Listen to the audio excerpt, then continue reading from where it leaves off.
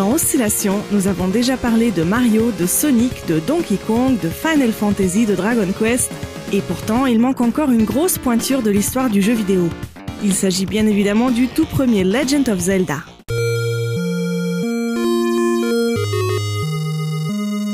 Le jeu est sorti en 1986 pour le lancement du Famicom Disk System, abrégé FDS, une extension de la Famicom qui permettait de stocker des jeux sur disquette.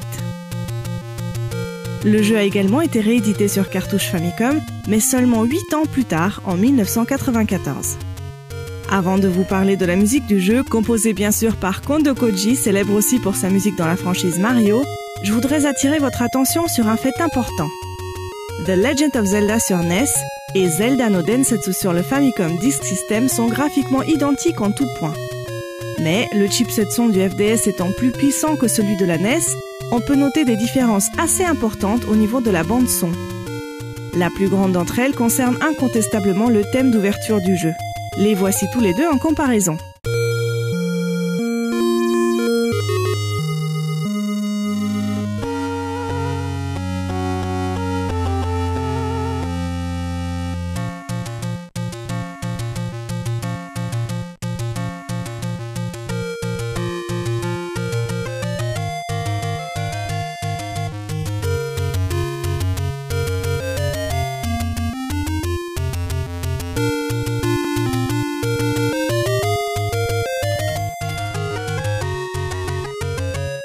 Tout en tenant compte de ces différences, nous allons parler aujourd'hui de la version de la bande originale que vous connaissez le mieux, celle de la NES.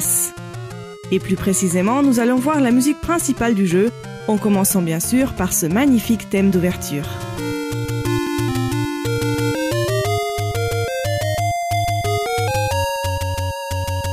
La brillance et l'aspect héroïque du thème principal du jeu viennent tout d'abord du rythme de marche à la base de la composition. Mais il vient aussi de notre fameuse carte héroïque. Nous l'avons abordée en détail dans l'épisode dédié au thème de Dragon Quest.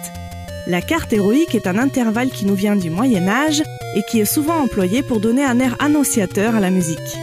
Le thème de Zelda commence justement par 5 cartes consécutives.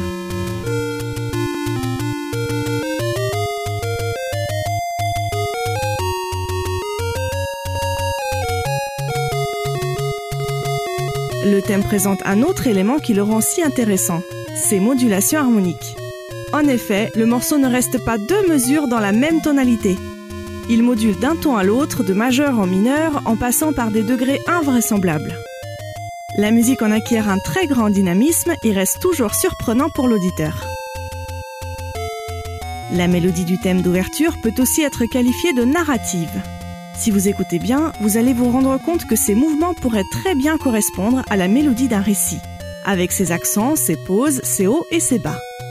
C'est un peu comme si Kondo Koji avait voulu mettre en musique le texte d'introduction qui est affiché au début du jeu.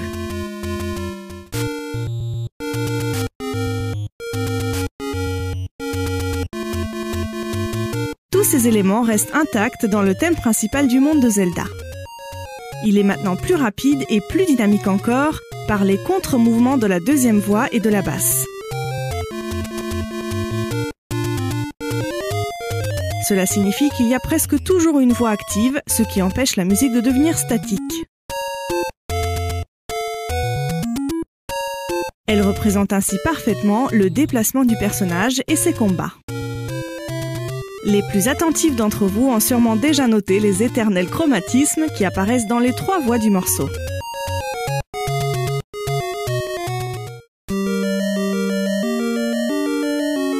Justement, les chromatismes sont sans aucun doute l'élément le plus marquant de la musique des donjons. Mais ce n'est pas l'atout principal de cette composition. Une particularité qu'il faut noter ici est que la mélodie se trouve dans la voix la plus grave.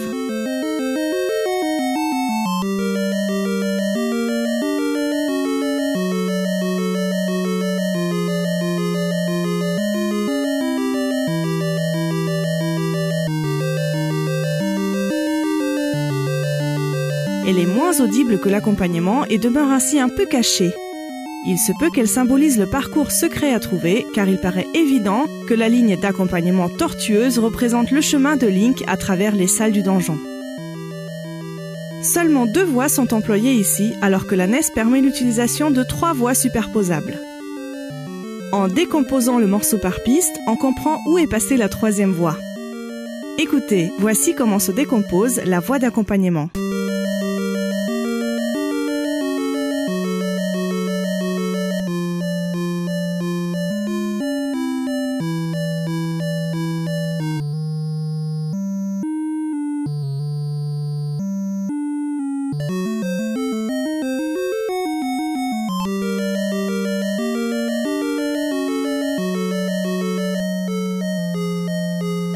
La décomposer de cette manière est un véritable coup de génie de la part de Kondo Koji, car il obtient ainsi une fluidité hors pair impossible à atteindre avec une seule piste.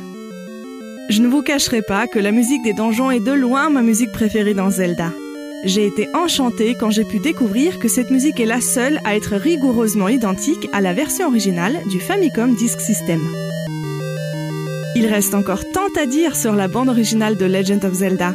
Rendez-vous aux prochaines oscillations pour un second épisode sur le sujet.